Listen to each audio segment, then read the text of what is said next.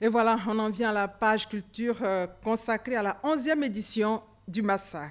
Nous sommes ce soir avec le directeur général du Massa, le marché des arts et du spectacle d'Abidjan, M. Yacouba Konaté, pour parler de la 11e édition du marché des arts et du spectacle donc d'Abidjan. Rebonsoir, M. Konaté Yacouba. Oui, bonsoir madame. 11e édition du Massa, quel bilan peut-on faire des éditions précédentes d'abord? Alors les éditions précédentes doivent se diviser en deux périodes. Il y a eu une période d'ascension depuis la création en 1993 qui malheureusement a été contrariée à partir de 2001 par la crise de triste mémoire dont tout le monde se souvient. Et ensuite, il y a eu une reprise qui a commencé en 2014 qui a consisté à repositionner le Massa, à lui donner son attractivité et des groupes qui jusqu'en 2003 étaient au nombre de 64. Aujourd'hui, nous sommes à 2002 groupes. Donc le Massa a grandi, il a gagné aussi en notoriété, en crédibilité, et nous avons également opéré des changements qui ont consisté à mettre en scène des disciplines comme l'humour, qui n'existait pas dans le passé. Et vous avez vu tout à l'heure, votre programme, c'est essentiellement un programme basé sur l'humour. Et de la même manière, nous avons intégré la mode, et etc., etc. Et donc, en ce moment, vous préparez la 11e édition. Nous allons voir les enjeux avec Issaïo. Du 7 au 14 mars 2020, la Côte d'Ivoire et le reste du continent vont vivre au rythme du Massa, marché des arts du spectacle d'Abidjan. Un quart de siècle et 11 éditions au service de la culture et des rythmes de l'Afrique tout entière. Après 10 éditions organisées en dents de scie, du fait de la longue crise que la Côte d'Ivoire a traversée, le Massa a retrouvé sa vitesse de croisière depuis 2012. Le thème de cette édition, l'Afrique monde, est assez édifiant pour situer les enjeux du Massa 2020. Cette thématique est à la fois un engagement du continent à s'ouvrir au monde et inversement une volonté pour cette Afrique de jouer sa partition dans un monde désormais globalisant. Il s'agit en clair pour le professeur Yacouba Konaté et son équipe, en choisissant ce thème, de sortir des sentiers battus. Les défis de ce Massa 11 sont énormes.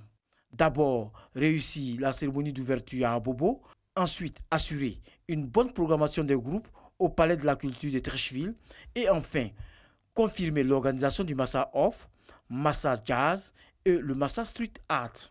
Au niveau des participations, sont attendus 192 groupes artistiques, 82 au titre du Massa Marché, 44 pour le Massa Festival, 32 pour le Massa Zone Street Art et 34 compagnies invitées, soit un total de 1094 artistes. 252 journalistes venus d'Afrique, d'Amérique du Nord, d'Asie et d'Europe sont également invités. L'élément d'Issaïo explique qu'il y a beaucoup d'innovations cette année. Oui, je pense qu'on pourrait dire que le Massa de cette année interpelle tout le monde et dit allons à Bobo, comme certains disent allons à Gagnoa. Allons à Bobo parce que c'est une commune qui a apporté beaucoup à la Côte d'Ivoire, qui a engagé dans un grand programme de rénovation urbaine et qui a également ouvert, ou va ouvrir un musée d'art contemporain, l'un des tout premiers dans l'histoire de notre Côte d'Ivoire. Et le Massa a jugé opportun de s'associer à ce programme en y dévoilant la première fois dans son histoire une cérémonie d'ouverture sous forme de parade, une parade qui sera dansée par 2020 danseurs qui vont exécuter une chorégraphie sur le thème dont Issa parlait tout à l'heure, l'Afrique monde. Et au final, il y aura un happening où il y aura une reprise dansée de deux chansons. Vous connaissez la chanson de Espoir 2000, Abidjan Faro, qui pour moi est l'un des plus beaux hommages rendus à notre cité. Et puis, il y aura également la chanson « Je demande pardon » d'Alpha Blondy. Je pense que c'est une chanson qui est de circonstance. Et à Bobo également, on va participer à l'ouverture du musée d'art contemporain dont je parlais, le musée Adama Tunkara, avec une grosse exposition qui s'appelle « Prête-moi ton rêve ». C'est une exposition itinérante qui a été déjà montrée à Casablanca et à Dakar. Et nous sommes heureux de pouvoir la montrer aux Ivoiriens à l'occasion du Massa. Professeur, vous avez parlé d'un message de paix qui sera collé à l'actualité électorale cette année. Effectivement, en ce sens que ce que chacun souhaite, c'est que son pays soit une destination fréquentée et fréquentable. Et c'est chaque fois que le Massa s'anime, il faut savoir que c'est ce travail de communication que nous faisons fondamentalement. Quand le Massa commence, ça veut dire à l'ensemble du monde que la Côte d'Ivoire est un pays où on crée, où on s'amuse, où une civilisation du loisir est en train de se mettre en place et où il y a un effet de ruissellement de la manifestation sur les secteurs de l'économie, du tourisme. Je veux dire que les hôteliers auront plus de clients, les restaurateurs, les restauratrices également, les compagnies de transport. Donc nous avons une sorte de pouvoir d'entraînement et d'excitation du poumon économique global. Et le Canada est le pays invité. Absolument. Le Canada, parce que, comme vous le savez, notre thème, c'est l'Afrique monde.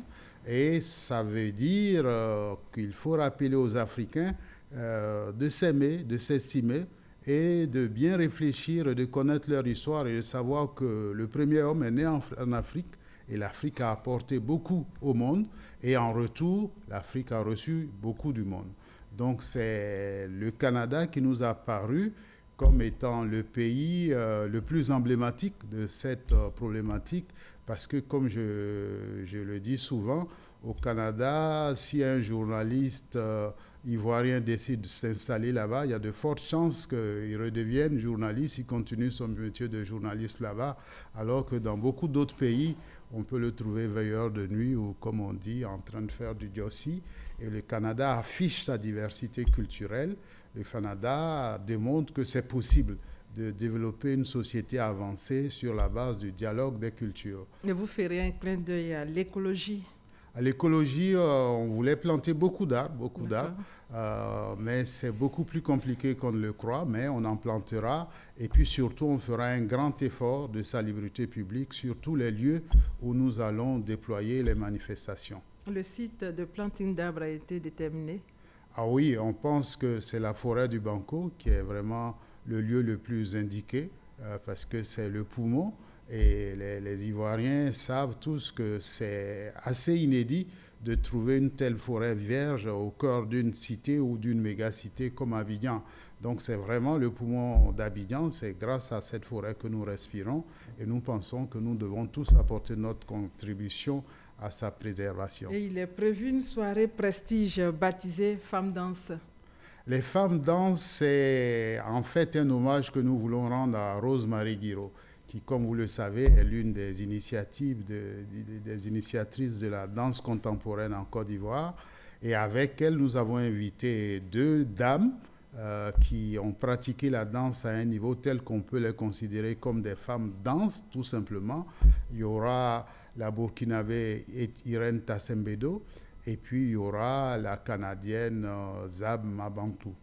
Donc ensemble, elles vont célébrer, elles vont danser pour montrer comment la gente féminine s'est appropriée cette discipline au plan du contemporain et comment les innovations majeures se sont nouées autour de cette culture du corps propre aux femmes.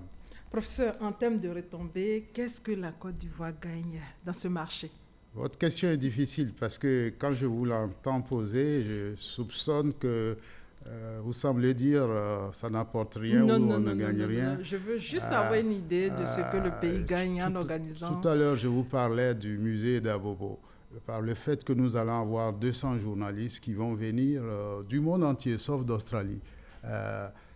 Ces journalistes vont nous aider à mettre non seulement la Côte d'Ivoire sur la carte des grands festivals qui comptent dans le monde et en Afrique, mais ils vont nous aider également à dire au monde entier qu'il y a un musée qui vient de s'ouvrir à Bobo et qui est vraiment aux standards internationaux et qui fait envie à tous les pays africains. Ce que nous gagnons, nous sommes à la télévision ici, ce que la Côte d'Ivoire gagne, c'est des contenus. Je vous ai dit qu'on aura 202 groupes. 202 groupes, ça fait 202 spectacles qui seront filmés par la télévision. Vous savez que dans nos archives, nous avons les premières reproductions, les premières sorties publiques de Koffi Olomide. La première fois que Didier Awadi a fait de la scène à l'international, c'est au Massa que ça s'est passé. Nous avons ces contenus, nous en produisons et nous vous incitons d'ailleurs à ne pas seulement filmer la musique. Il y a du slam, il y a du théâtre, parce que nous pensons que la bataille culturelle qui est en train de s'engager, si on veut la gagner, il faut qu'on ait des contenus de qualité.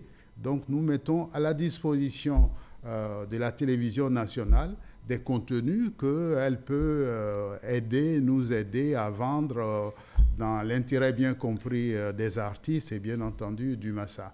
Donc nous pensons aussi que ce que nous gagnons, nous communiquons globalement sur l'idée d'une Côte d'Ivoire qui crée, et puis les artistes ivoiriens apprennent aussi à se mettre à jour, parce que quand on regarde les autres jouer, on sait ce qu'on sait faire, mais on mesure aussi le chemin qui reste à parcourir. Ah bon, je pourrais parler des heures, mais bon. D'accord. Le Massa sera éclaté. Oui, comme toujours. Comme toujours. D'accord.